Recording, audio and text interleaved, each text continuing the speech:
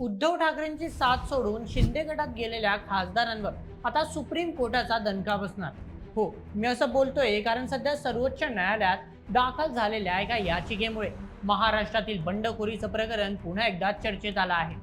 विशेष म्हणजे या याचिकेमुळे केवळ शिंदे गटातील बंडखोर खासदारांभोवतीच नवा कायदेशीर पेच निर्माण झालेला नाही, तर या संपूर्ण बंडाच्या वैधतेवरही पुन्हा प्रश्नचिन्ह उपस्थित झालं आहे. म्हणजेच महाराष्ट्राच्या राजकारणात पुन्हा एकदा बंडखोरीची फाईल उघडली गेली आहे. परंतु सर्वात धक्कादायक गोष्ट म्हणजे या याचिकेवर सुनावणी करताना सुप्रीम कोर्टाने ठाकरे गटाला एकाच वेळी दिलासाही दिला आणि धक्काही दिला. आता प्रश्न असा आहे की कोर्टाने नेमकं काय म्हटलं ज्यामुळे दोन्ही गोष्टी एकाच वेळी घडल्या आणि इथूनच या प्रकरणाला सर्वात मोठं वळण मिळतं. कारण सुप्रीम कोर्टाचा पुढील निर्णय केवळ या खासदारांचं राजकीय भवितव्य ठरवणार नाही, तर भविष्यातील अशाच बंडखोरीच्या प्रकरणांवरही त्याचा मोठा परिणाम होऊ शकतो.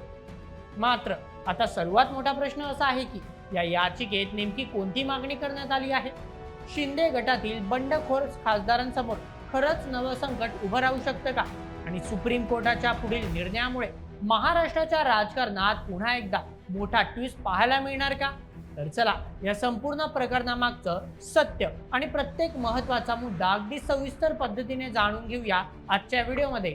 आजच्या बातमीचे लेखक आहे मेहुल मराठे. तर मित्रांनो, ठाकरे सेनेतून शिंदे गटात गेलेल्या तब्बल 6 बंडखोर खासदारांविरोधात आता थेट सुप्रीम कोर्टात याचिका दाखल करण्यात आली आहे.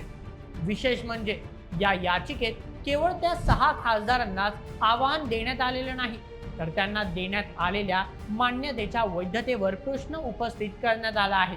आणि याच कारणामुळे हे प्रकरण आता महाराष्ट्राच्या राजकारणासाठी अत्यंत महत्त्वाचं ठरलं आहे. परंतु या याचिकेत नेमकं असं काय म्हटलं आहे ज्यामुळे हे प्रकरण थेट सुप्रीम कोर्टापर्यंत पोहोचलं, ते आधी समजून घेऊया. या प्रकरणात उद्धव ठाकरे यांच्या शिवसेना उद्धव बाळासाहेब ठाकरे पक्षाने थेट सर्वोच्च न्यायालयाचं दाट उठवलं आहे.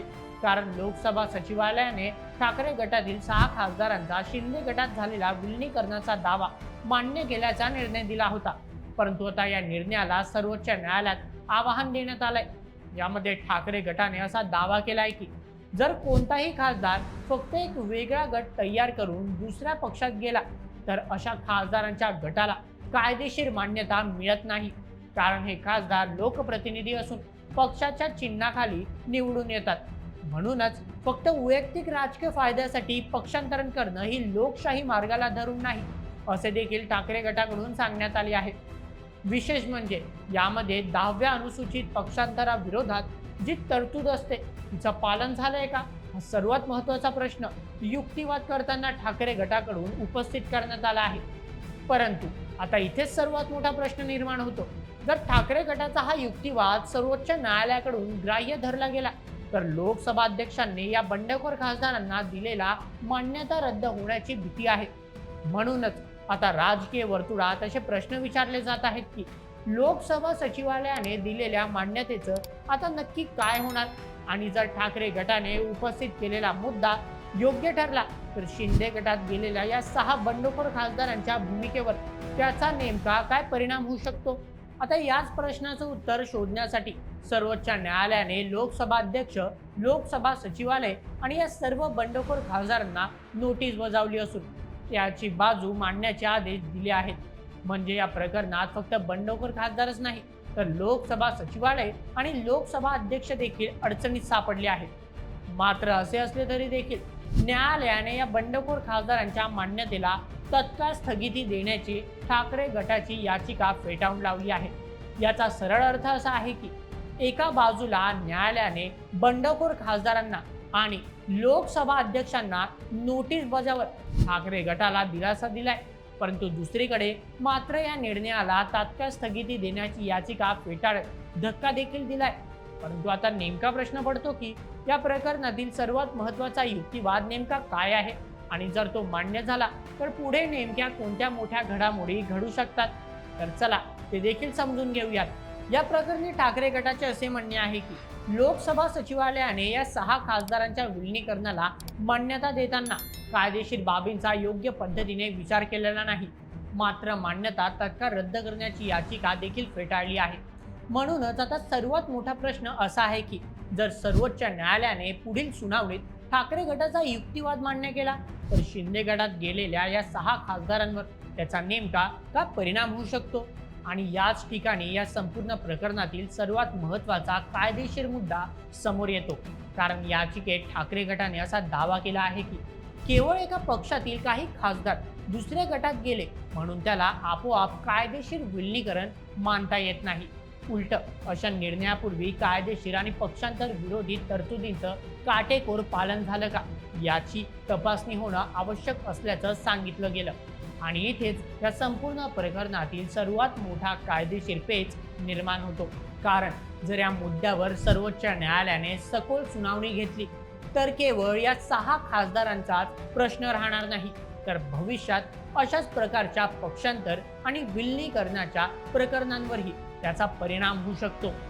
अगदी सोप्या भाषेत समजायचे झाले तर ठाकरे गटाने लावलेल्या आरोपांनुसार जर सुप्रीम कोर्टाने या बंडखोर खासदारांना मान्यता दिली नाही तर हा निर्णय नक्कीच भविष्यात बंडखोरी करू पाहणारा खासदार आणि इतर लोकप्रतिनिधींसाठी हे मोठे उदाहरण सेट होऊ शकते.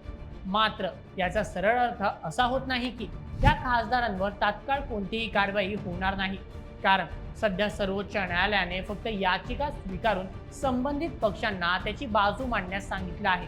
अंतिम निर्णय अजून झालेला नाही.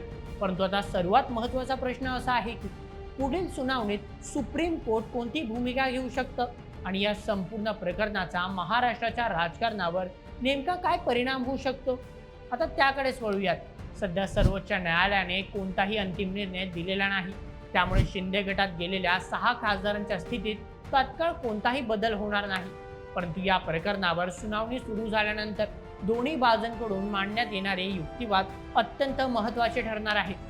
एका बाजूला ठाकरे गटाचा दावा आहे की लोकसभा सचिवालयाने घेतलेल्या निर्णयाचं न्यायालयीन परीक्षण व्हावं, तर दुसऱ्या बाजूला शिंदे गट आणि संबंधित पक्ष त्यांची भूमिका न्यायालयासमोर मांडणार आहेत. त्यामुळे आता संपूर्ण लक्ष सर्वोच्च न्यायालयाच्या पुढील सुनावणीकडे लागलेलं आहे. तर चला आता या प्रकरणाची पुढील सुनावणी कधी होणार, न्यायालयाने नेमक्या कोणत्या सूचना दिल्या आहेत आणि पुढे कोणकोणत्या शक्यता निर्माण होऊ शकतात ते देखील पाहूयात. मित्रांनो, सर्वोच्च न्यायालयाने या प्रकरणात संबंधित सर्व पक्षांना त्यांची बाजू मांडण्यास सांगितलं आहे.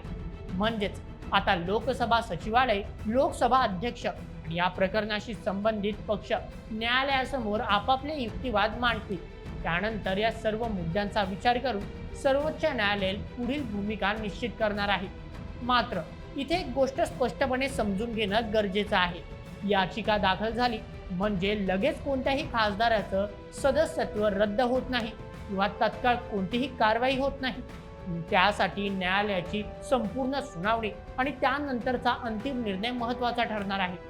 याच कारणामुळे राजकीय पक्षांपासून ते कायदे तज्ज्ञांपर्यंत सगळ्यांचंच लक्ष आता सर्वोच्च न्यायालयाच्या पुढील सुनावणीकडे लागलेलं आहे, कारण या सुनावणीतून या संपूर्ण प्रकरणाची पुढची दिशा निश्चित होणार आहे. त्यामुळे या प्रकरणात पुढे कोणतीही मोठी घडामोड घडली किंवा सर्वोच्च न्यायालयाकडून कोणताही महत्त्वाचा निर्णय आला तर त्याची सर्वात आधी आणि सविस्तर माहिती आम्ही तुमच्यापर्यंत नक्की पोहोचवू. या संपूर्ण प्रकरणावर तुम्हाला काय वाटतं? या प्रकरणी सर्वोच्च न्यायालयाची पुढील भूमिका काय असू शकते? तुमचं मत आम्हाला कमेंटमध्ये नक्की कळवा आणि अशाच व्हिडिओसाठी सबस्क्राईब करा बोल MH आपल्या चॅनलला. धन्यवाद.